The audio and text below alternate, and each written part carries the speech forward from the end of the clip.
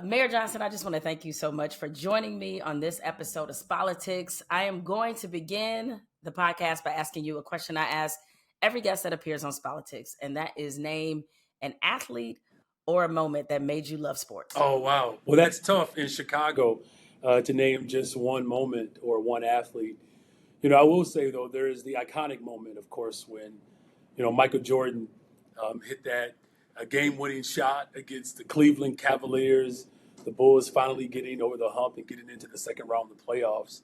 So that's just an iconic moment in Chicago sports history. And from that moment on, of course, the Bulls went on a reign that really, I think, has been unmatched. But I think the one athlete that really drew my love and attention to sports, I'm a big baseball fan. And when the Cubs drafted Shawan Dunston, and he finally came up in 1985, at 9 years old, you couldn't have a better player that was as reckless as Shawan Dunston. I mean, he blew through signs. He played shortstop with so much tenacity and energy. And of course, at that time, there was, Ozzie Smith with our arch rivals in St. Louis. So Shawan Dunston really helped me just develop my love and aspiration for baseball. And, he will always, go down as, my most favorite childhood athlete.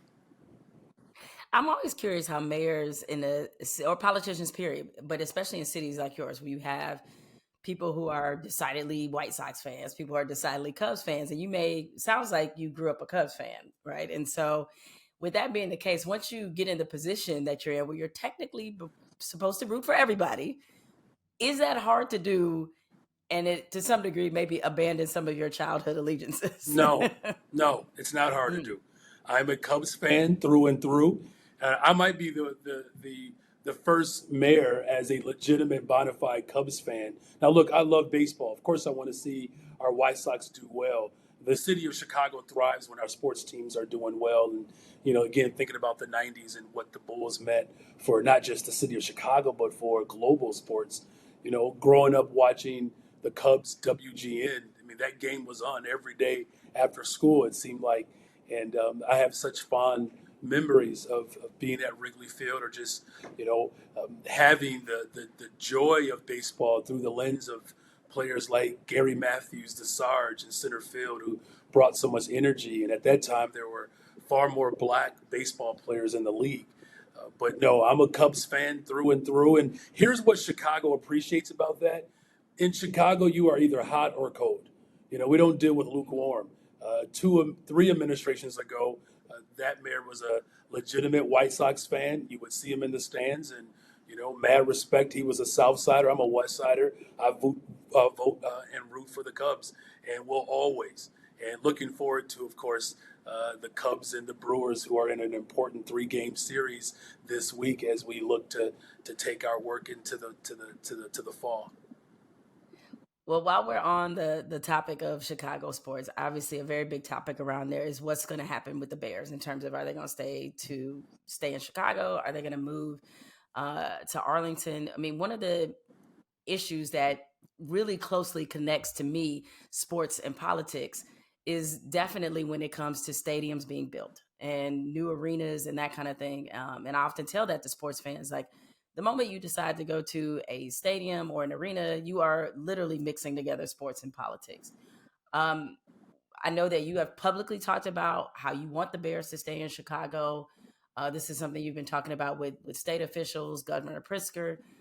How are you feeling about the situation now? Because at least based off what I read, I'm an outsider, it appears that the Bears are at least considering certainly staying in Chicago. So where do things stand?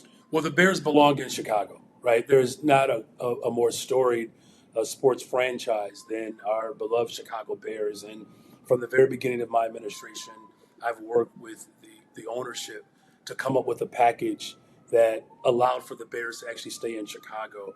And, let me just say that through that work, we were able to come up with some agreement, really, quite frankly, around how we keep the Bears in Chicago.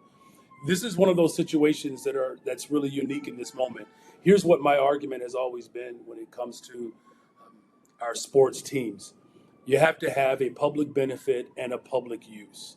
And ownership has to put real skin in the game. And what the ownership of the Chicago Bears was willing to do was to actually invest, almost 72, 75% of the stadium's finances with their own resources.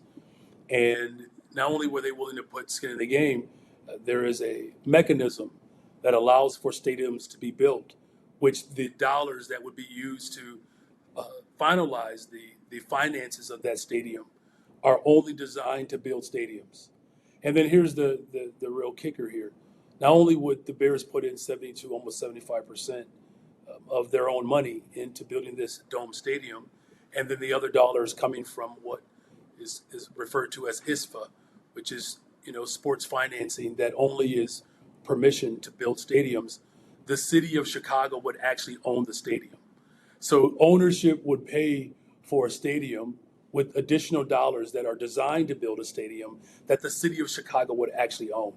Now, Jemele, you cover sports and stadiums all over the country. I don't know if there's a deal out there that reflects that type of benefit for residents of a city, where private entities would put into the building of the stadium that the public would actually own. And so I'm going to continue to work with our with ownership, but also with Springfield. That's our members of the House of Representatives, our state senators, and of course the governor, to continue to work through a process that keeps the Bears in Chicago. There are a number of challenges that the Bears would still have to overcome if they were to leave Chicago. We see it as a no-brainer here. A stadium that is paid for by ownership that the people of Chicago would own. And then there's some commitments to investments of infrastructure all over the city of Chicago, not just this particular campus, that would allow for residents as well as visitors and tourists to be able to benefit from a beautiful stadium that is, backdropped by the lakefront. You're correct in the sense that yes, I have covered sports for a long time, but also the structure of these deals typically is extremely owner friendly, where the city does not own the stadium, and it has caused a lot of taxpayers in cities to be very reluctant to approve these kind of things. And it's always interesting to me because the team will move and then the fans will get all pissed off about it. And it's like, well, this is kind of what comes with it. Um, and at least from what I can read from afar, it does seem like there is some reluctance from your taxpayers, despite the fact you're trying to obviously sell them on the idea like, we'd own this, they're contributing this amount of fundraising. What is it that you think you need to say or to do to convince the taxpayers to really get behind this, especially as at the same time we know that there's some overall budget limitations that the city of Chicago is facing? Yes. So look, I believe that we have to, engage the community and the residents of Chicago. And what I hear, overwhelmingly is that they want the Bears to remain the Chicago Bears, right? Arlington Heights Bears doesn't even, there's no ring to that. And part of our effort really has to be educating the public around how ISFA, the Illinois State's Finance Authority, is purposefully designed to actually help build stadiums. There's no other use of those resources or dollars. And so that's why, I have not given up on this process and very much committed to taking this campaign to the public as well as with the General Assembly, that the overall benefit that we would receive as a city, where we would have a dome stadium right on the lakefront. We're already seeing the signs of when stadiums are built, you're almost guaranteed a Super Bowl, not to mention all the other sporting events that we will be able to host in that facility. And thinking about the concerts as well. Beyonce came to Chicago for just a few days, and I mean, our economy has shifted as a result of her presence.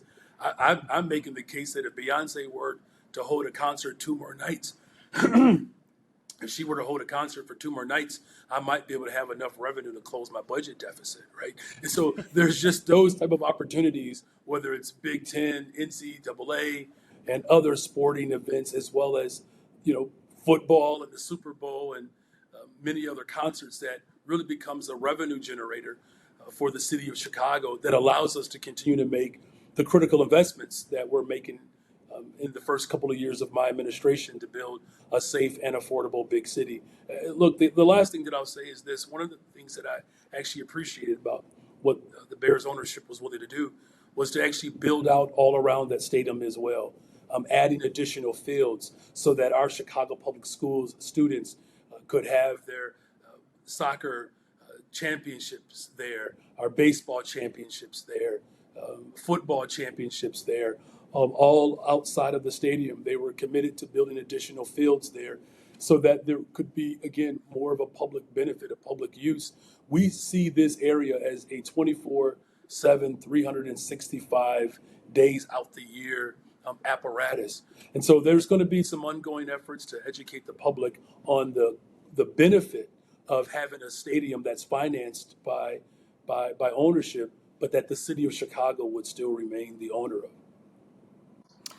Yeah, I mean, it is, the thing about these new arenas is that they want to build typically entertainment complexes, not just something that's just one use. I'll admit, though, as a football purist, I think if you live in a cold weather city, I think you kind of have to have an outdoor stadium. It's like it's what makes playing in Green Bay so difficult is that biting cold, that effect of like being there, of psyching teams out before they get there. And that was, I think, something that worked to the Bears' advantage is the fact that you were playing outside. So part of me would be a little disappointed to see the Bears kind of follow the trend of having the dome stadium in a cold weather city. And look, I'm a traditionalist just like you, as a Chicagoan, Detroiters, right? Folks from Milwaukee, Green Bay, of course, the Midwest. There is an incredible history and culture around the code being synonymous with our football teams. And I'm trying to build a 21st century model and a city that works year round. And, as much as I'm a traditionalist, there are certain things that I'm willing to, I guess, get over to some extent. And that if people just, want to be cold during the football season, they're always welcome to tailgate. Yeah. Well, one of the things, I guess, switching off sports for a minute, that I definitely want to talk to you about is the because I'm actually surprised it's not a bigger national story, but Chicago as a city has seen an unprecedented drop in crime. There's crime going on across the board. I know it's an uptick in some areas, but generally speaking, crime is down. In particular, shootings, the gun violence that for so long has unfortunately plagued Chicago. This is a trend that we're seeing actually in a lot of big cities, Baltimore, Detroit. And I believe you made a public comment not too long ago where you thought that Chicago had a chance of having less than 500 homicides this year because that's how much crime is dropping in Chicago.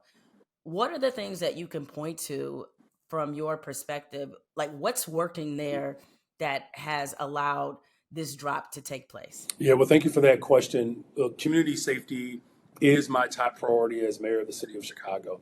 It's what I think about every single day. I'm raising my family on the west side of Chicago, the beautiful neighborhood of Austin, and we have had our share of disinvestment over the course of decades, which, as too well, that around this country, when poverty is pervasive, it attracts and it draws violence. And I may be the first mayor in the history of Chicago that wakes up in one of the toughest neighborhoods in the entire city of Chicago. And my wife and I, we love the West Side. We love the Austin neighborhood. Our children, Owen, Ethan, and Braden, 11, 13, and 17. What we want for our family, we want for every single family. And so when I became mayor of the city of Chicago, one of the first things that I directed was let's look at where violence is most pervasive. And Jemele, there are 35 beats in Chicago where the vast majority of violence occurs. And I said, look, if we can figure out how to address violence in the 35 most violent beats in the city, we can take those efforts citywide. And that's what we did. And in those beats, these are the neighborhoods where schools were closed, where resources were not plentiful, to say the least, where unemployment was high. And we focused our attention on delivering high quality services in those specific neighborhoods. And one of the first things that I did after layering of all the different factors that breed violence I made a commitment to hire 200 more detectives by the end of my first term and revamp our detectives bureau, right? Because what happens in Chicago and really around the country, if you're not solving violent crime, it really becomes a feeder. And my case has been, if we can deter crime by solving it, this is a way in which we can build safer communities. And we've done just that. Our clearance rates have gone up significantly. The cases that have been brought before our Chicago Police Department, we've cleared about 80% of those cases as a result of the revamping of our detectives division and again, promoting 200 more detectives. We're actually ahead of schedule as it relates to the number of detectives that I promoted. But it's not just policing. That's the real, um, I guess, the nucleus, if you will, of it all. That it's policing and investing in our young people. This summer, we made a commitment to hire 29,000 young people for summer jobs. Well, we blew past that number. Just received the update last week that we hired 30,134 young people for summer jobs. Why is that critical? Last year, again, referring back to the Austin community, the highest number of young people were hired from the Austin neighborhood. And we saw some of the most dynamic declines, precipitous declines of violence across the board in that particular police district on the west side. And so those investments have proven to be worthwhile. The other thing that we did was I expanded our mental health support services. It's very personal to me. Unfortunately, our mental health is something that we don't spend enough time addressing. And there's a great deal of trauma that still permeates throughout our communities. My brother had untreated trauma and unfortunately, died addicted and unhoused. And so I reopened 3 mental health clinics in Chicago, far south side in the Roseland community, lower west side, as well as the west side in Garfield Park. But we've also expanded what we call our CARE program, the Crisis Assistance Response Engagement, where when people are having a mental health crisis, a police officer is not on the scene. It's an actual behavioral mental health care professional. And where those services have been deployed, not one incident has led to an arrest. And so expanding mental and behavioral health care services have also led to the decline in violence. And then finally, creating affordable communities, right? Home ownership or just having stable housing is yet another factor that leads to community stability. Right now, there's been infrastructure that has been unaddressed for a very long time in our city, particularly around affordable homes. And we are now on pace to build conservatively 10,000 more affordable units by the end of my first term. So it's policing and youth employment. It's policing and mental and behavioral health care services. It's policing and building affordable housing. And so as we work to build the safest, most affordable big city in America, we're putting forth investments that are working to address these issues that have been ignored for decades. And so 32% decrease, rather, 32% decrease in homicides, 38% reduction in shootings and shooting victims. Robberies are down. Violence as a whole is down because we're actually showing up with critical investments and people are becoming far more appreciative of those investments. And a year ago, I did say, look, we have to get under 500. Made that pronouncement a year ago, and now we're 7 months into this year, and we're seeing the returns of those investments in a positive way. A lot of work to do still, but we are certainly headed in the right direction. Well, you ran on a very progressive platform. I'm sure you've seen in New York that you have Zohran Mamdani, who's also running on a very, progressive platform. But as you know, it comes with a lot of backlash because, typically a lot of times voters want to hear, we put more police on the street where, they want to hear more of a law and order message. And I know recently, when the SNAP curfew came up, that you have been an opponent of that. Now, the SNAP curfew would allow the police in Chicago to basically call a curfew whenever they wanted to. I know there's a general city curfew for teenagers, but this would give them more authority, more power, to do that. So when you're running a progressive platform, how do you sell these ideas that are very non-traditional to voters whose comfort has only been in how one way of doing things? Like, how do you, in a city that has had crime issues, like how are you selling to people, and especially crime issues from teenagers, and you decide that you're not on board with this and you're going to veto the snap curfew, like how do you sell that to your constituents? Yeah, look, there's a lot of concern that people have about community safety as a whole, and I get it. And I've said from the very beginning, we have to do the things that work. And to your point, there's been just this reliance upon one way of doing things, and even though it has not panned out for us, or you certainly have not seen the repeat, if you will, of those type of approaches, that folks tend to get stuck in that. And unfortunately, Jamil, as you know, that not just Chicago, but the country has this addiction on jails and incarceration. If it were just simply more police officers, then we would not be having this conversation about violence. The city of Chicago spends more per capita on policing than anywhere else in the country, and that has not, benefited, our city. And it doesn't mean that they don't play a role, but it's not the only thing that we, should invest in. In fact, unfortunately, we invest more in policing, in jails and incarceration than we are in economic development and education. And that's something that, I'm here to transform. And one of the ways in which we shift people's paradigm around this is that making sure that the community understands the what and the why. That is the responsibility that I have as mayor of the city of Chicago. And I'm not saying that I've always done that well. When you are motivated to do things a certain way, in some instances, we just kind of plow through it and we don't take our time to educate people. And so what I've done is I've set up a series of community meetings all over the city of Chicago where we are having these conversations. And trust me, people push back, on my approach. Preventing these gatherings from happening is my top priority. Look, I was a former public school teacher here in Chicago. I taught middle school and actually taught at Westinghouse, where Mark Aguirre, one of the persons we sent up to your city to get y'all some championships. We appreciate You're very welcome. that. Mark and Zeke are two amazing Chicagoans that really imbibe what I call the soul of Chicago and the strength of our city.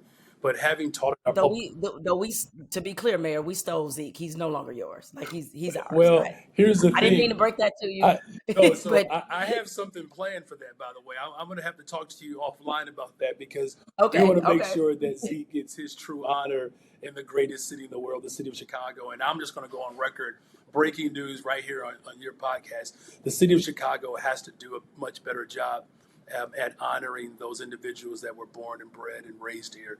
And Zeke is one that we have to start with. And I'm having some conversations around the country because Isaiah Thomas, of course, was also a proud West Sider. His family Hmm. members live just, a few blocks away from me.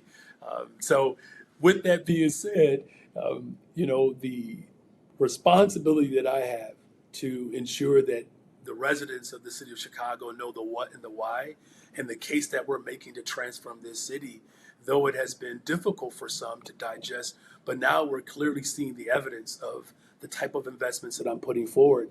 And here's the other thing too, there is a real dark past in Chicago around how police and the community, particularly the black and brown communities, have not enjoyed that relationship. There's been, real significant breakdown in trust.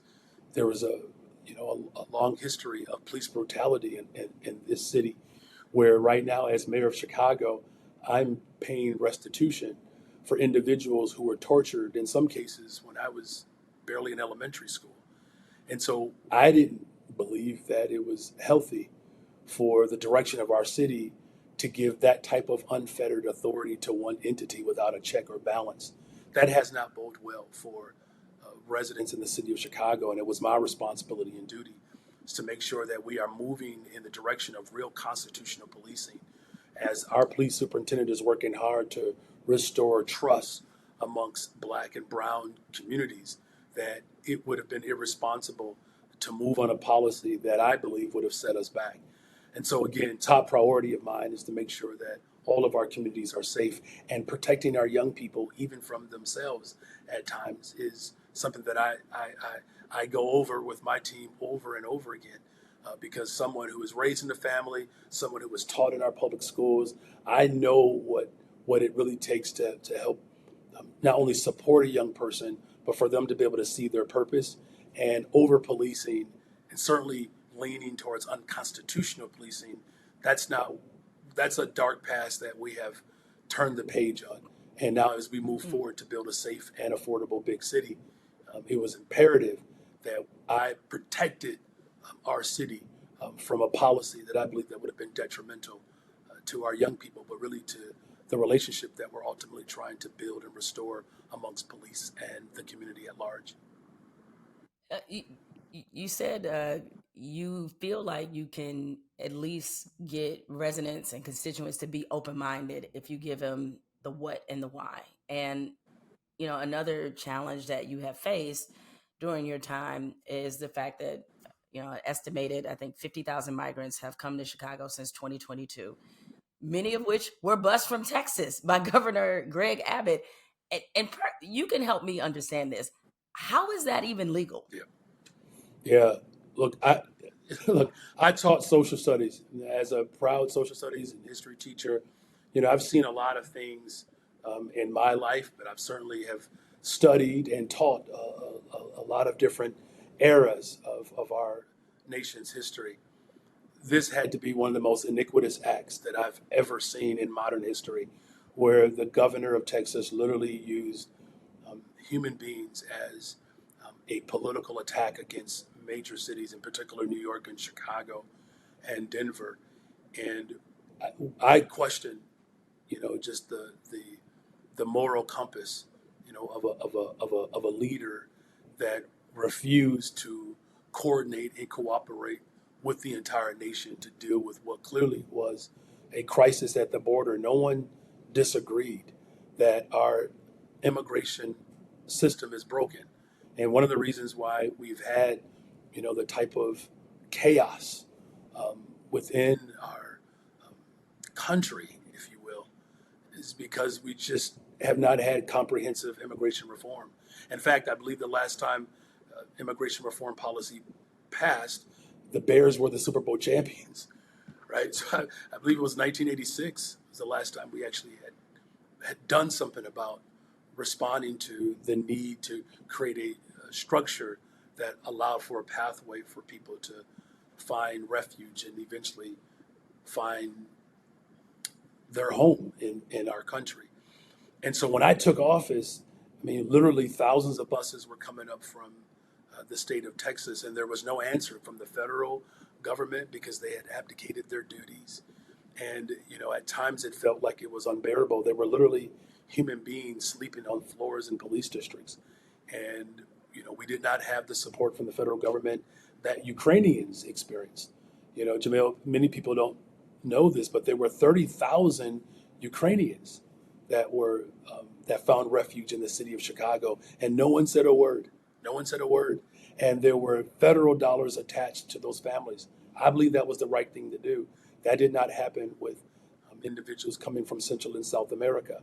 And so what we did do was we had to stand up shelters all over the city, and it did create a lot of tension and caused a great deal of consternation. But it's something that, in retrospect, I realized even more so today, it was the right thing to do. Now, as much division as it was meant to cause, we took something that was meant to destroy and disrupt our city, and we ultimately created a one system initiative for homelessness across the board, where we have increased our shelter beds by 126%. And for the first time in over a decade, when families call, regardless of your status, whether you are a born Chicagoan or you have found refuge here, that there's not one single family on the waiting list. In fact, we put forth another $40 million just last week to repair many of our shelters that have gone without air conditioning, where individuals had to stand up eating because there were no dining spaces, right? So we made some real critical investments there. But it's something that has shaped my leadership. It's something that I believe will be an ongoing challenge as we see global population shift that's happening through climate change and other political elements that have created instability across this globe. And as a nation, we have to have a comprehensive immigration policy that addresses what ultimately is going to be an ongoing dynamic that will impact all of us. Now, but how do you message that to your constituents? Because I know, you mentioned you have community meetings all the time, and even beyond just a formal meeting, you in the Chicago streets all the time. So I know that the number one thing that you heard was, especially from Black residents, was, let me get this straight: you got money for that, but you don't have money for us as we try to figure out ways to better strengthen and build our communities. So how can you message against that when these are people who feel like they have earned the right to have a government that's more supportive of them? No, absolutely. Look, trust me, my number has not changed. By the way, Jamil. So I'm getting phone calls from everybody, as well as their mamas. Around this issue. And I get it. I've been a teacher in this city. I've served as an organizer in this city. When administrations shut down schools and our communities, it's one of the things that further, emboldened me to have, this response of actually running for office, shut down public housing. So I'm, fully aware of how Black folks have been shut out the process. One of the ways in which we've had to message this, and this has been a challenge, right? Because, look, the mass media only wanted to share one story of my administration. They didn't talk about the $1.25 billion bond investment for housing and economic development to repopulate the west and south sides of Chicago, which was the largest investment for economic development and housing in the history of Chicago. They didn't talk about the fact that we have TIF districts, or tax increment finance, where there are these districts where taxing bodies, their dollars are held for development, and those dollars have historically been used to develop downtown, but not our neighborhoods, where I release these surpluses back into the taxing bodies for our schools, our parks, our libraries. The largest TIF surplus, if you will, to go back into these to the communities that have been starved out. They didn't want to talk about the fact that we abolished the sub-minimum wage, where tip workers, overwhelmingly brown and Black, women, make up these positions, where now they will get raises that will be aligned with the minimum wage for every single worker, where we had paid time off, where workers get 10 days off now with sick and leave. These were some of the investments that we were doing even in the midst of that crisis. And then finally, we actually put money towards a working group for reparations, $500,000, and that working group has now been formalized, and we've already put money towards organizations for wealth building for Black families in particular, and especially one program that I'm really excited about. It's called the Missing Middle, where we are building owner-occupied housing, where individuals can not only own their home, but they're building units where they can rent the other units so that we can build generational wealth. So in other words, the message is we can respond and deal with the need for undocumented families and immigrant families to be protected, while also calling for reparations. The challenge, of course, that we've had is that there's only one story that dominated the first 6 months, if not longer, of my administration. And so that's why these community meetings, this conversation is so helpful. I think the last thing that I'll say is this: this country has been plagued for a very long time. President Biden, former President, Biden, said this at one of the last commencement speeches that he gave. He was at Howard University, and he said the greatest threat to our democracy is white supremacy. So that's the greatest threat. And so now you have, a governor of Texas and other individuals that are working to use immigration as a way to split our community. And so families who are indigenous to this particular region, as a Black man who is a descendant of slaves who found, our way up, through the second migration, as you know, whether it's Chicago or Detroit, that somehow you want me to be upset with other melanated individuals who are seeking refuge in a country that, quite frankly, has gotten away with, whether it's kidnapping brown people in this season or lynching black people. These are the stories, quite frankly, that we have to share so that we know what our collective struggle is. So, this movement that has elected me to this office, black, brown, white, Asian, young, old, this intergenerational movement that elected a working class middle child of 10 to the fifth floor without any political ties to the machine to lead in this moment, I'm not going to allow the threat of our democracy, which quite frankly is white supremacy, to further divide our communities. Now, look, it's going to be hard work. I recognize that, and I'm up for it. I believe we can fight for comprehensive immigration reform. We can keep our communities safe, build more affordable homes, and make the case for reparations. That's something that we have not done in a real dynamic or bold way in this moment, but I'm up for it because I believe it's Chicago's position to be the most forthright and innovative political leadership, much like the way Dr. King described it when he came to Chicago. That if you can figure it out in Chicago, you can do it anywhere in the world. And that's what my approach has been, to figure it out in Chicago so that we can be a model for the rest of the world. Yeah, and as I've said on social media, and then certainly in conversations I've had about this, is they're not mutually exclusive. Um, the help and assistance given to undocumented people who basically just want to contribute to America as best they can, it has nothing to do with why we have or haven't gotten any reparations. Like those are two separate things. The all of the migrants and undocumented people could disappear tomorrow and we would still be fighting for reparations. So it's not because they're getting money, we're not getting reparations. No, it's because white supremacy has decided that's something that we're not owed.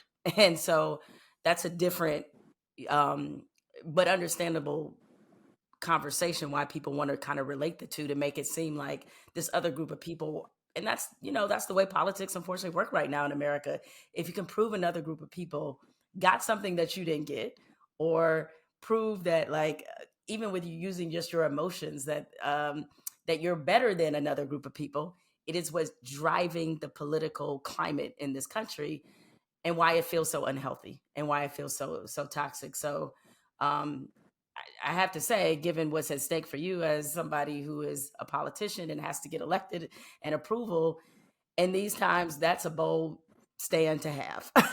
Because I know it's politically costly. That's why I said that. It's like it's not even, it's cost a lot of people their jobs when they take that position of, like, I'd rather stand on something right than stand on what might benefit me politically. So it says something that despite the blowback you knew you were going to get, that you were still intentional about wanting to make sure that Chicago was held up as a model, even as it drew the ire of the president. Well, let me just But I'm say going to one take other thing about go that, right? ahead. The welcoming city position that I take in this city has been brought to us by the first black mayor in the history of Chicago, Mayor Harold Washington.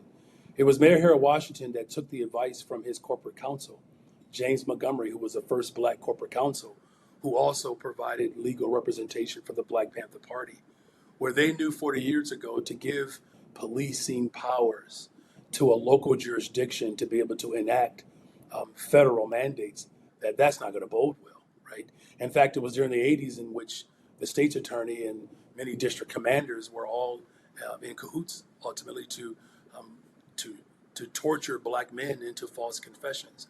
And so I stand on the shoulders, quite frankly, of those who came before me. And one of the things that I did have to do was to educate, people that a welcoming city ordinance just simply means that our local law enforcement will not dub as federal agents. That in order to maintain community trust, it was critical that, that the undocumented community felt safe calling for support if there was violence that was, surrounding them in any way. And then the last thing is, some people believe that the city of Chicago gave dollars directly to migrants. That just wasn't the case. In fact, for many of the shelters and the workers and the programs that were made available for migrants, these were black organizations who were doing the work. It wasn't like we were just simply writing checks to migrants as they came and were dropped off. We were literally paying black leaders and organizations to provide that support. And as a result, of that, we have seen, a greater coalescing, if you will, around how we build more affordable homes, how we have a shelter system that keeps um, the dignity of people who are unhoused. So, I would be remiss if I did not acknowledge Mayor Harold Washington, and Corporate Counsel James Montgomery, who knew something interesting enough. The director of immigration, Director Moyer, back in the 80s, put an operation together that was called Operation Taxi Cab, where he set up agents at the airport to round up taxi drivers who at the time were overwhelmingly immigrants, and had these big raids, if you will. And turned out he ended up arresting many individuals who were documented. Sounds familiar, right? And so we Mm. stand on the shoulders of those who came before us as a motto of how do we stand up to authoritarianism? How do we stand up to tyranny? When the President of the United States of America put so much money into ICE, where the only other forces that have more resources than ICE is the United States government's army and China's army, that's a problem. That's a threat to our democracy. And that's why it's important that the city of Chicago stood up in that moment, because the forces that are ultimately working to divide us are also committed to an authoritarian rule that ultimately provides, I believe, a real detriment to our humanity. Mayor, you were talking, just about like sort of the authoritarianism that is obviously run rampant in this country. You've been very vocal about it. You have, got into, I guess, a bit of a public back and forth to some degree with the president of the United States. For you, leading one of Chicago's the third largest city in the country, I think. That's Leading a city like Chicago and to have a president that seems to be working against you, how do you manage that? Yeah, look, these circumstances are difficult. I'll be the first to admit, and we're living to a large extent in unprecedented times. But the way I believe that I have to do, well, what I have to do as mayor of the city of Chicago is really to stand up and fight for working people. Look, the city of Chicago and our economy really drives the economy of the state of Illinois and the region. And the state of Illinois is a donor state. I mean, we actually give more to the federal government than what we receive in return. And I believe the best way to stand up to authoritarianism and tyranny is to punch back. And I mentioned I come from a large family, and my older brother would always say to us, if you are in a fight and you are ducking, you're probably losing that fight. At some point, you have to swing back, and so that's why we've taken it to the courts, right, with affirmative litigation. The Trump administration sued my city, and we prevailed in that lawsuit, where district court said that as sanctuary and welcoming cities, that the federal government does not have the authority to dictate local ordinances. That was a victory for us. We're also seeing people take it to the streets, right? I come out of the organizing um, you know um, apparatus, and you have people who are organizing all over the city of Chicago around a host of things, whether it's knowing the rights of undocumented individuals, or pushing back against this administration's animus towards diversity, equity, and inclusion. And then we're passing law, right? So it's what happened in the civil rights era, and clearly there's an attempt to roll everything back that we gained 70 years ago. And I'll take it one step further. The Republican Party has made it very clear that they have not accepted the results of the Civil War, and they have desperately longed for a rematch.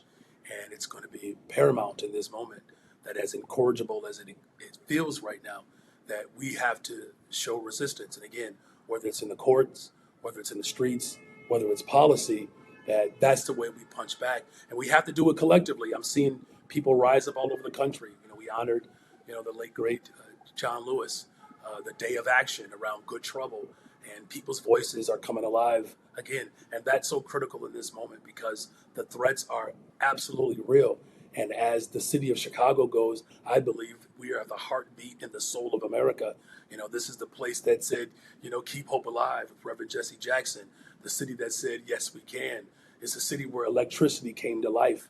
A black Haitian immigrant and a Potawatomi woman fell in love and set up a trade post at the bank of the river because they believed that one day the city of Chicago would be the global capital of the world. I live and rest in that type of history. And so that's what motivates me, the work of our ancestors that fought back and won. And we're always better off having the tenacity, if you will, the temerity to actually fight back. And that's what we're doing in this moment. We didn't ask for the fight. We didn't necessarily like sign up for the fight. But since we're in it, you best believe that the city of Chicago is going to do what we always do, and that's to show up for working people. How much does it surprise you or maybe even trouble you that even with all the chaos that's happening at the federal level right now, the Democratic Party's approval rating is actually lower than the president's is right now, and it's lower than the Republican Party, even though they also have sort of an unfavorable rating. The Democrats do not control, they don't control the Senate, the House, they don't control the presidency, they don't have any of those. But yet, in the minds of so many people, the Democratic brand as a party has become toxic. What do you make of that? Well, I believe part of it is that there has been a customary form of political engagement that just not has not it doesn't speak to the moment, right? It's not that we're wrong on the issues. Like, let me just make that very clear. As I'm building more affordable homes, investing in mental and behavioral health, care, driving violence down in the city of Chicago, these are the things that people expect out of its leadership. There also has to be a concerted effort to engage voters and hear the frustrations and experiences that people are having, and then being that much more committed to not just addressing those issues in isolation, but doing it collectively. I believe that the residents of this country are longing for someone who would actually stand up, even in the midst of difficult moments, and speak the truth, speak it from power to power, and then be willing to do that which is necessary to see to it that we actually execute on the values that we subscribe to. And I'll give one good example. It's and I know this is another political hot button issue that people expect us to just cower around. What's happening in Gaza is unconscionable. It should not have taken this long for organizations to call out what's happening. Our country has stood the test of having moral clarity domestically and abroad. And as the party took too long, quite frankly, to call out the egregious response by the Israeli government. And you can condemn the attack and condemn terrorism and also call for peace, just like we can call for immigration reform and reparations. I believe that voters in this moment, they want it all.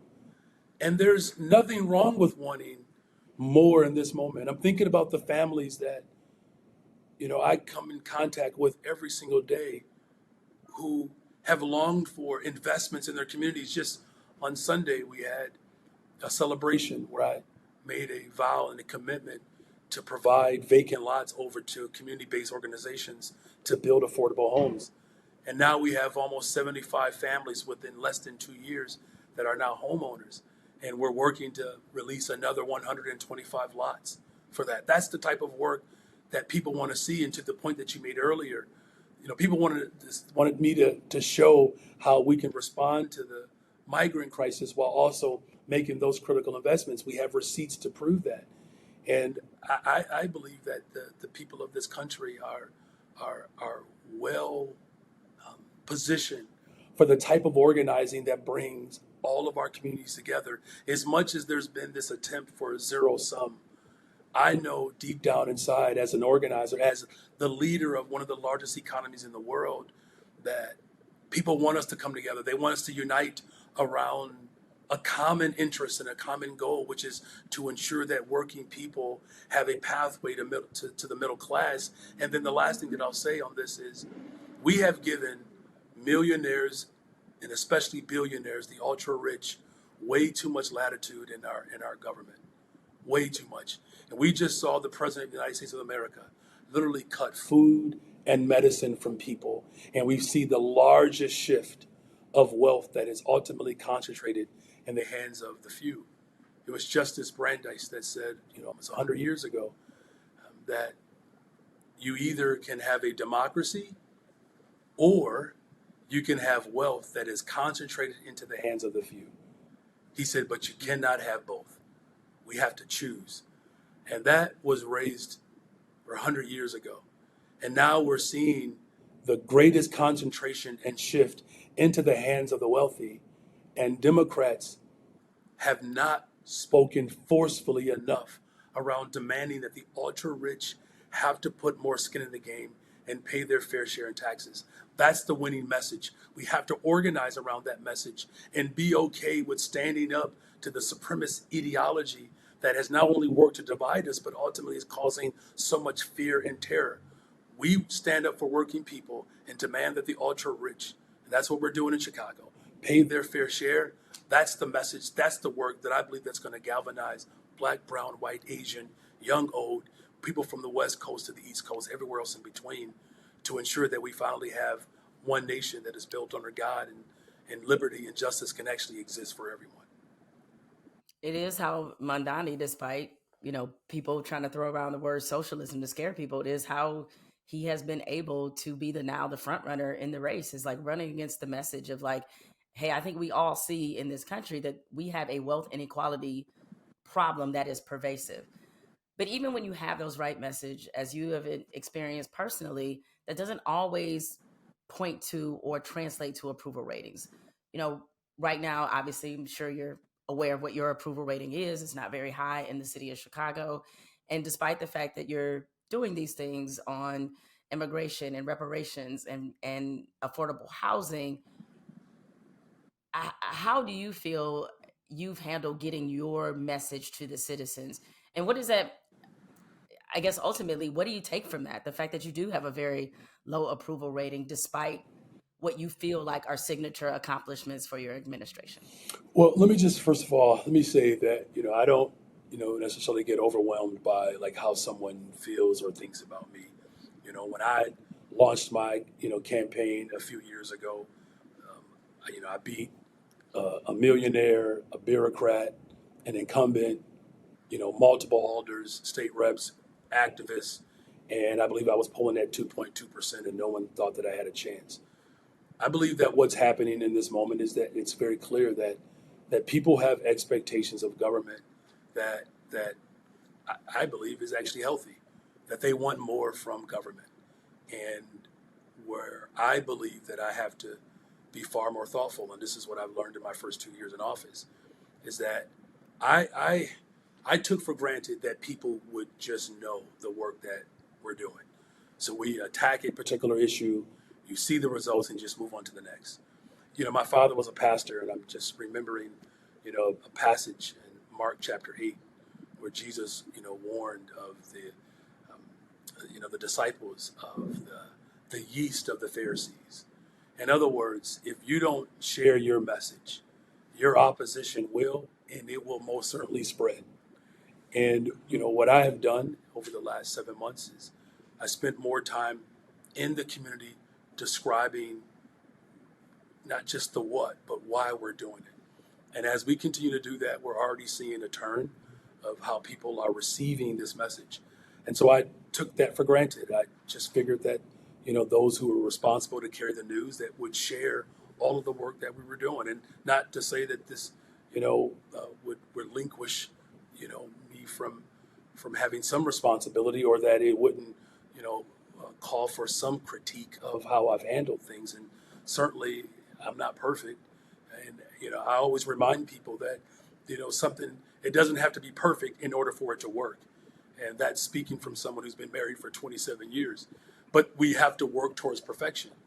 And so, this conversation with you and other conversations that I'm going to continue to have to continue to make the case that we are building the safest, most affordable big city in America as crime continues to go down, as our investments continue to go up.